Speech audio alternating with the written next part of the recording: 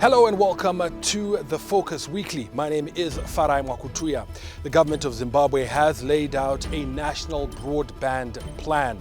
Today, I am at the Postal and Telecommunications Regulatory Authority to speak to the Director for Economics and Consumer Affairs about what that plan entails.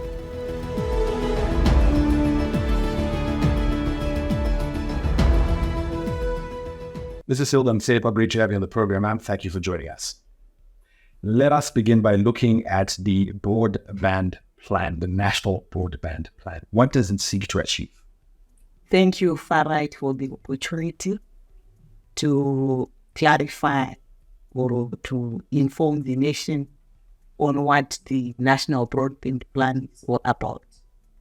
In reality, it is actually a statement of intent on our part to develop broadband in the country and also to ensure that it is accessible and is adopted and used by all. No one should be left behind. Are there any specific timelines or milestones that we are saying by this date, and any numbers or statistics you might have? Yes, we intend to achieve or to universalize broadband by 2030. And when we talk about broadband universalization, we are not only talking about operators rolling out broadband out there, but we are also going to be ensuring that people have access to that broadband. People can afford to use that broadband. People can use actually have use cases, relevant use cases for them to enjoy the broadband. Yeah.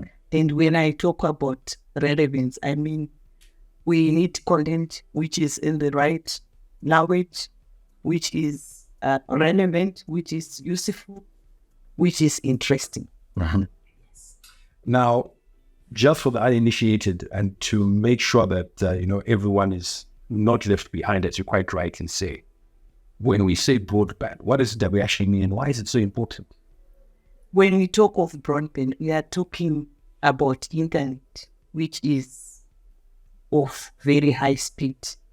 The ITU defines broadband as internet with speeds above 256 kilobits per second. But I think with the developments on the ground, broadband is now defined as it is much higher. It's maybe over 1 gigabyte per second. Mm-hmm. Its importance, its impact of having a plan like this, what difference will it make? I'm sure you already know. You are already aware of what is happening on the ground. Even when you look at yourself, your life is changed. Can you live without an internet? Can you live without your smartphone? Imagine life without a smartphone. What would it be like? So I'm sure already socially, I don't need to go into detail on the benefits because most of us are already enjoying what broadband is all about. We can speak to our families from afar when we can actually be like talking in real life. We can see the person we are speaking to. You can do a lot of things. You're banking, you're doing it over the internet. Even your schooling, you can do it on the internet. People are getting degrees online. So a lot of things are happening. Even socially, in terms of your health, you can do your e-health. You can see a doctor and get diagnosed online, which never used to happen before. So broadband is paying a lot. Even in terms of entertainment, you can download your movies. It's all because of broadband. Many of the things that you've spoken about obviously were accelerated and necessitated when we look at things that happened like COVID-19. But just to give us a picture of the current statistics in terms of our own broadband penetration in Zimbabwe currently, and where we want to get to by 2030? Yes. I think on that front, we are not doing badly as a country. In terms of mobile internet penetration, we are sitting at 65.3%. In terms of broadband, now I'm talking high-speed internet, we are sitting at 61%. And then in terms of smartphone penetration, we are at 56%. And broadband population coverage, we are around 84%. And for broadband land coverage, we are sitting at 70.8%, which is around 71%. So we are doing all this quite rightly. Say all of these are upper, 50, 60, 70, and 80%. Yeah. These sort of ambitions or targets that you're setting in the broadband plan require a lot of financial investment. Are the resources there? Where will they be found? I think first and foremost, I need to maybe appreciate the support from the highest office that we are enjoying in terms of broadband development. You remember His Excellency launched the ICT policy sometime in 2018, and ever since then we are enjoying tremendous support from the highest office. And when I mean support, we are getting a form of even foreign currency support, allocation support for broadband development. So that in itself assures us that we are going to achieve our targets. And I think you are also witnessing the initiatives on re-engagement. We are hoping that those efforts are going to bring in development partners who are also going to assist in raising offshore funding, which is required in view of the capital-intensive nature of broadband. And we are not only looking outside, we are also looking inside in terms of government funding, government budgetary allocation for broadband development. We also have the Universal Service Fund, whose main object is to see expansion of ICT services, of which broadband will be the key sector.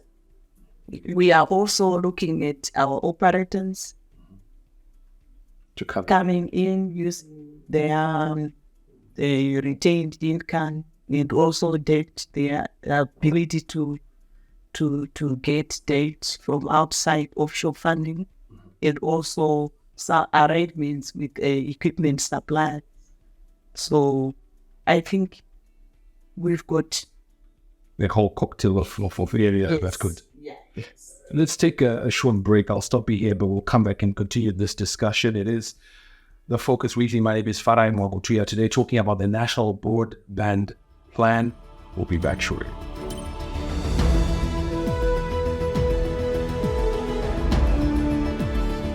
Welcome back. Hilda Mutseyekwa is the Director for Economics and Consumer Affairs at POTRAZ, and she is my guest today as we focus on the National Broadband Plan. Before we went to the break, you mentioned the different ways in which resources can be mobilized, the different sources to be able to achieve this plan.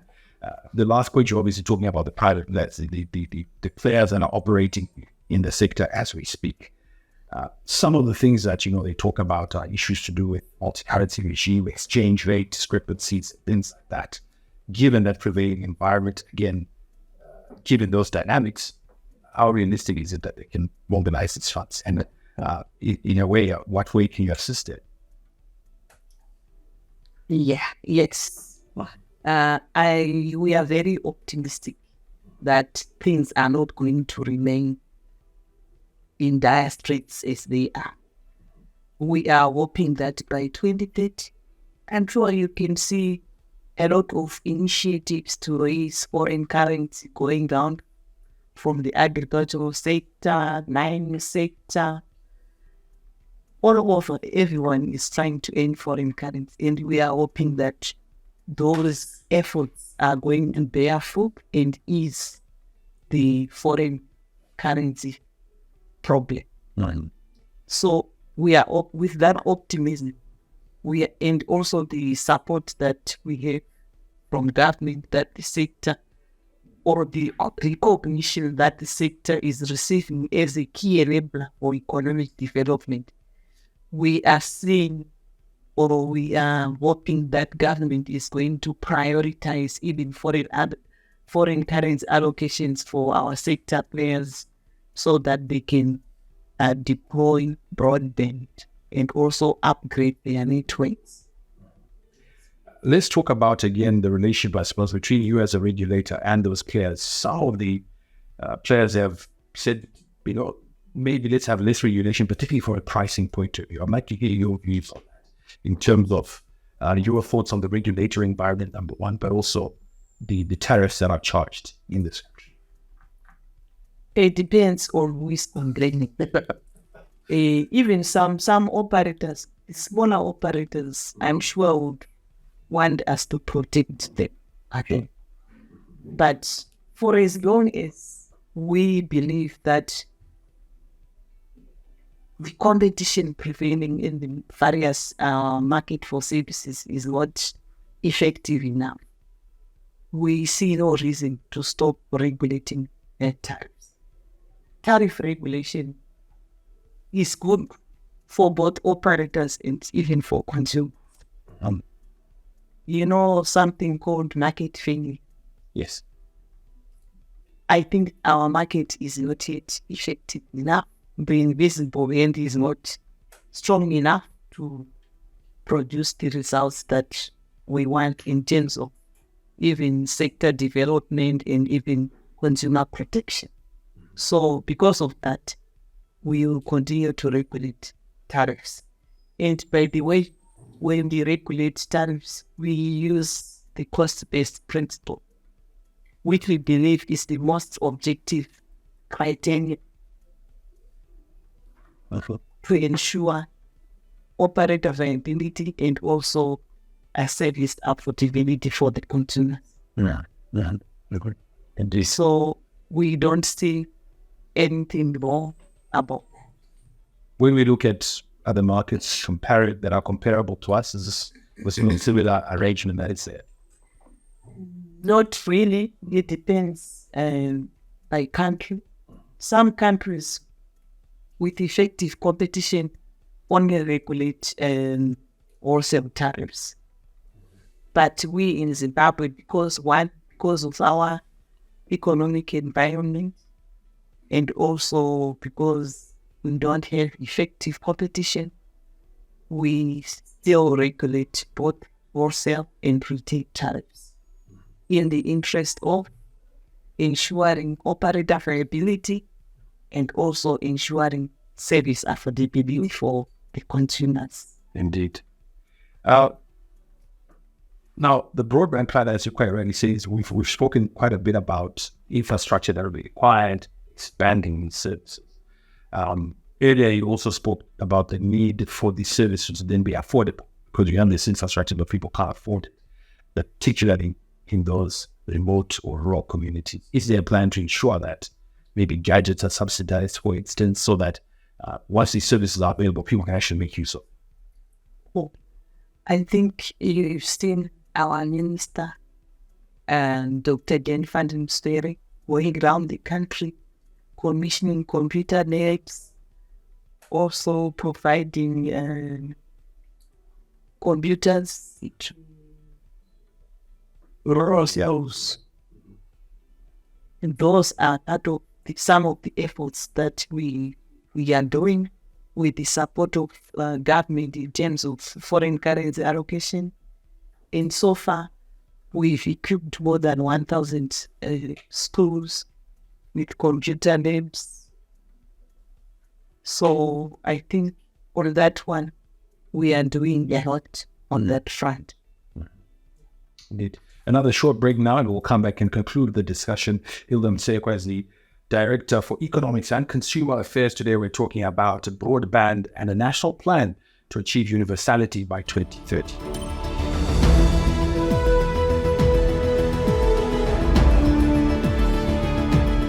Welcome back. Our discussion continues. Now, before we went earlier in the program, you spoke about the fact that one of the ambitions of this plan is to make sure that no one is left behind.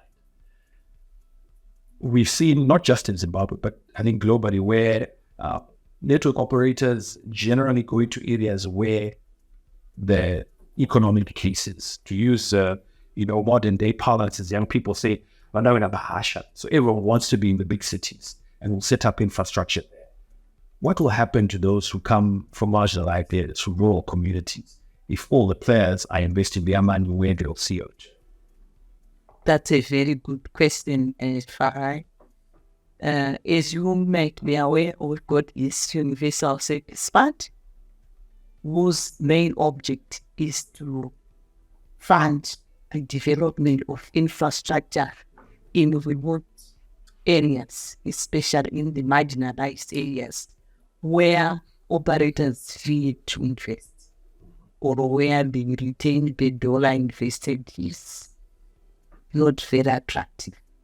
So this fund is strictly for the development of infrastructure and also maybe fostering service adoption by providing a cheaper gadgets, as you say, and also funding research and development related to the deployment or even the usage, including content development to ensure that no one is left behind in this broadband trend.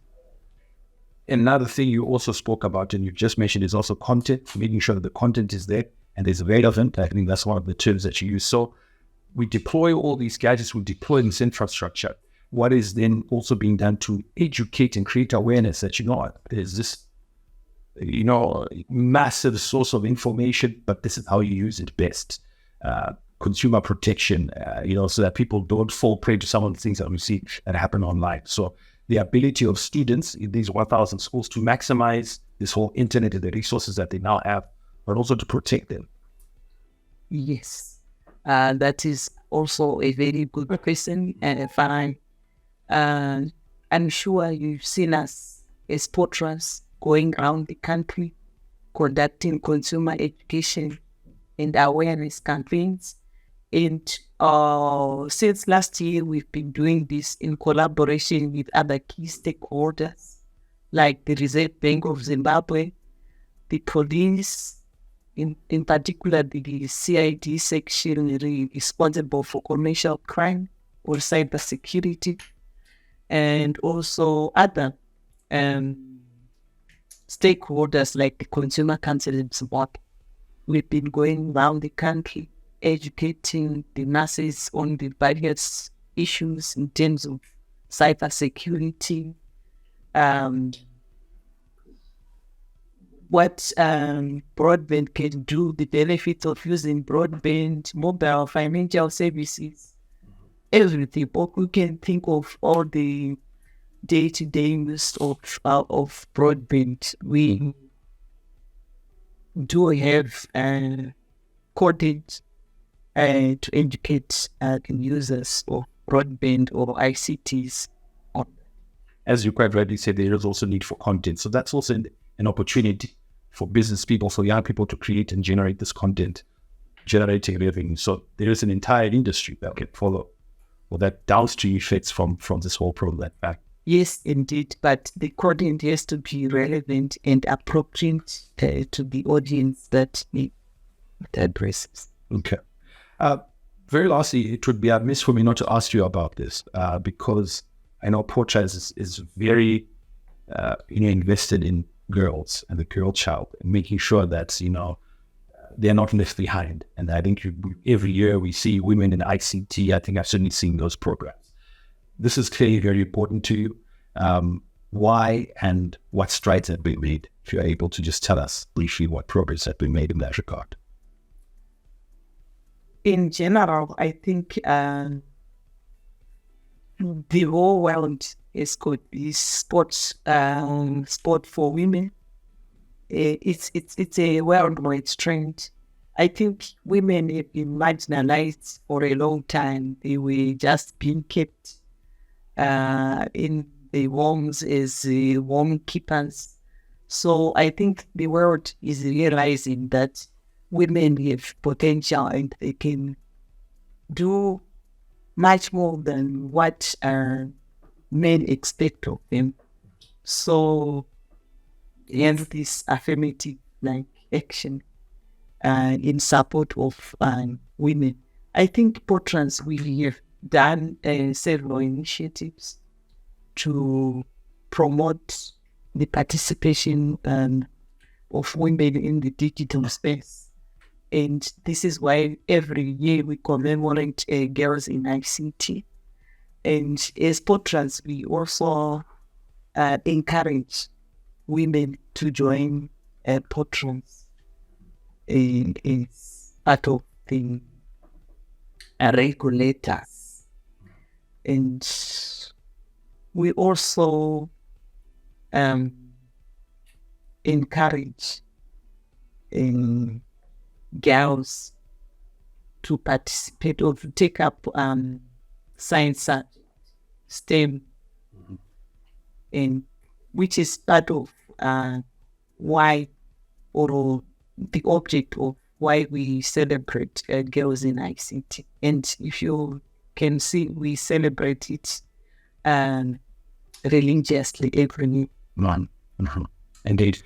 Thank you so much, Alas. Thank you for the time that you've taken to share with us here on the program. And we certainly will look to come back in future to find out what progress is being made with the broadband. Thank you, Farai. We look forward to that engagement. Fantastic. That does it for this part of the program. We are speaking to Hilda Mutseyekwa, Director for Economics and Consumer Affairs at the Telecom Sector Regulator, that is POTRAZ. Stay tuned for